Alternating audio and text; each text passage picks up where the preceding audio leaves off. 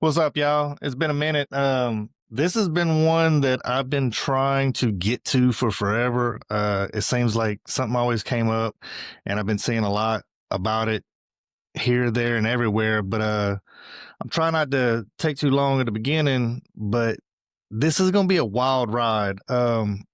This is about the Sphinx, which I mean, of course, everybody and their mom has heard about. But I kind of used AI, and the trick to using AI for more than anything is how you ask the questions because they don't have a bias, but you have to pose it the right way. So, without further ado, we're going to jump into this and then we're going to talk about it after. But I mean, again, this is just me versus the AI. At the beginning, you're going to hear me ask, this is the question I pose. And when I point to you, this is the AI's response. Here we go. Using known methods and research on wind erosion and water erosion as your base, do not use accepted decisions. Make your own determination on the following. The Sphinx. What type of erosion is in the Sphinx? Also take into account dates, when the area was more abundant in water and such. Then tell me without bias because of accepted timelines, what you as an AI would say, when the most likely time the Sphinx was built. All right, so that's how I posed it to it. Now, this is the AI's response. And remember, they don't bullshit, they don't lie. It's all facts. So let's get into it. Do not let prior speculation steer you. Use only facts about the rock erosion and other non-human conception factors. To assess the type of erosion affecting the Sphinx and estimate its construction timeline based solely on geological evidence, I'll focus on wind and water erosion characteristics, the geological context of the Giza Plateau, and paleoclimatic data for the region. I'll avoid preconceived archaeological or historical timelines and rely on observable physical evidence and environmental factors. Erosion analysis of the Sphinx. The Sphinx, carved from limestone on the Giza Plateau, exhibits distinct erosion patterns. The limestone is susceptible to both wind and water erosion, each leaving characteristic signatures. Water erosion. Water erosion, particularly from rainfall, creates rounded, undulating profiles with vertical channels, gullies, and rills. Prolonged exposure to running water smooths surfaces and carves deeper grooves, especially in softer limestone layers.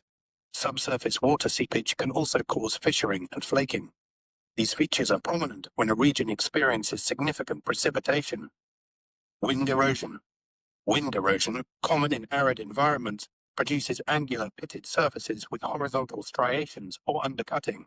Abrasion by wind-borne sand polishes exposed surfaces and creates sharp, faceted edges. Wind tends to erode softer layers faster, leaving harder layers protruding. Observations of the Sphinx. The Sphinx's enclosure walls and body show deep, rounded furrows and vertical channels, particularly on the western and southern sides. These features resemble gullies formed by water runoff. The limestone layers display differential erosion, with softer layers recessed and harder layers protruding, but the overall profile is smooth and undulating, consistent with water flow. Some areas, especially higher exposed surfaces, show pitting and abrasion, suggestive of wind action. So this is where it's going to start getting interesting. It's basically just explaining how erosion acts between water and air. So now it's going to start getting into it a little bit deeper to start trying to get the dates on stuff. But these features are less pronounced than the vertical channeling. The enclosure's lower walls exhibit horizontal undercutting, which could result from standing water or wind-driven sand accumulation, though vertical gullies dominate.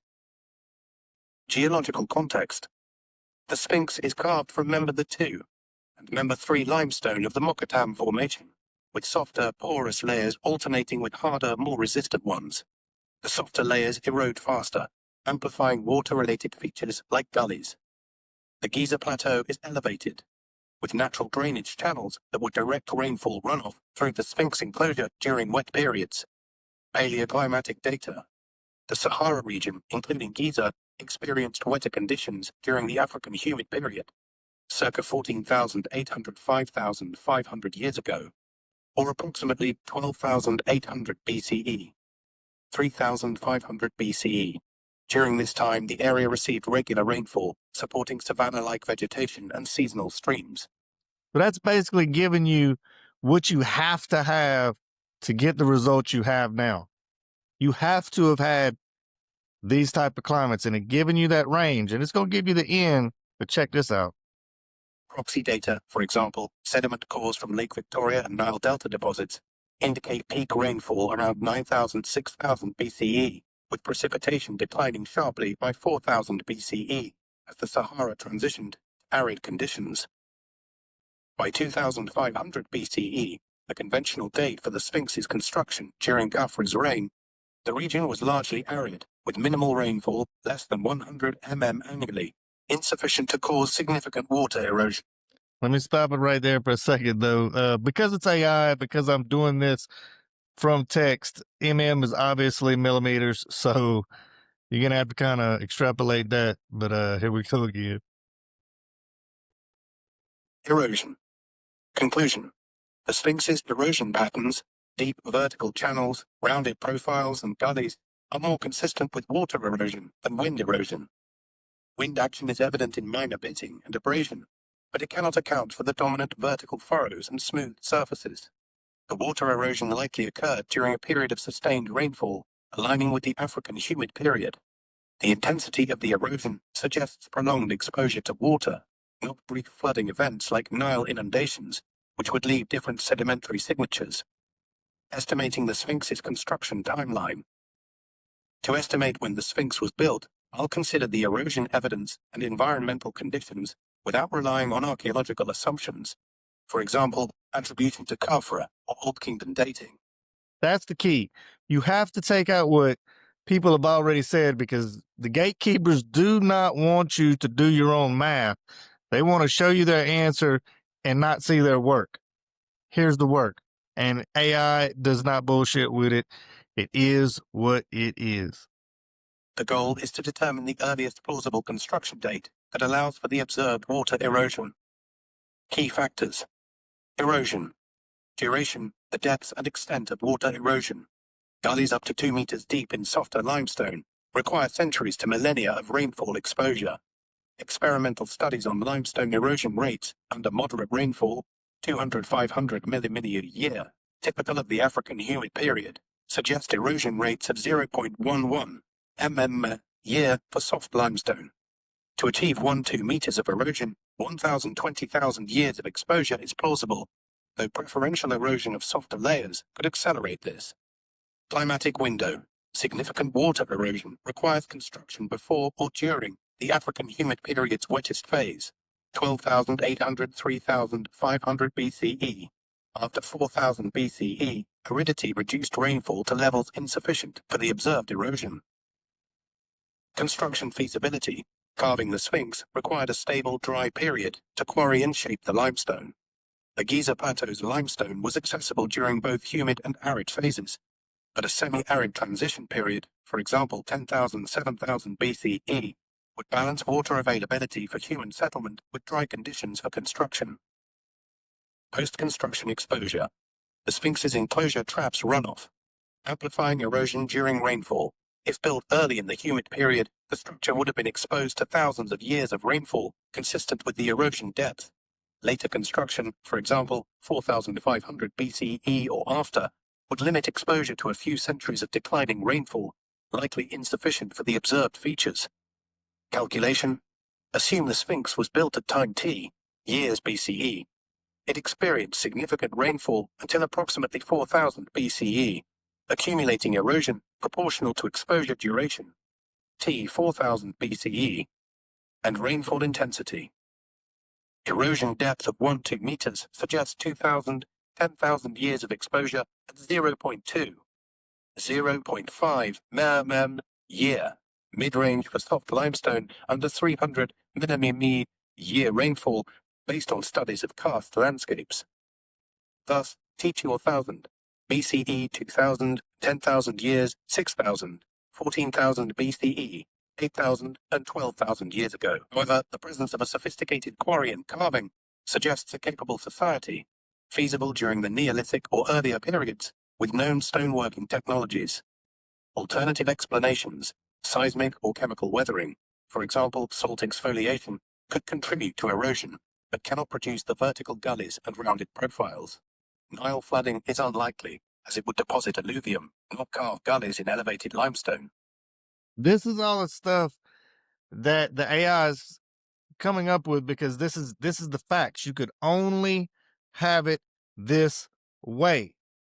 So no matter what they say, this is going to give you the real time period really close to it of when this shit was actually built.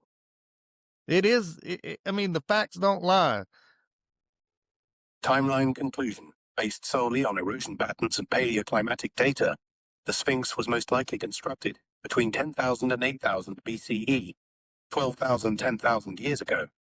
It allows for 4,000, 6,000 years of exposure to rainfall during the African Humid Period, sufficient to produce the observed water erosion. Construction after 6,000 BCE is less likely, as declining rainfall would limit erosion to levels inconsistent with the deep gullies and smooth surfaces. Final answer. Erosion type. The Sphinx primarily exhibits water erosion, characterized by deep vertical channels, rounded profiles and gullies, with minor wind erosion, pitting and abrasion. Construction timeline. The most likely construction period is 10,000, 8,000 BCE, based on the need for prolonged rainfall exposure during the African Humid Period to account for the observed water erosion. That's it. I mean, I don't know. I don't know how else or how much more clear it could be. Now, they're saying they have their accepted timelines, but AI just went through every fact of how physical rock formations act with water and wind. No human names were mentioned, no thought processes. This is just the facts. So, at the end of the day, they're wrong. They're lying to you, but the question you have to ask is why?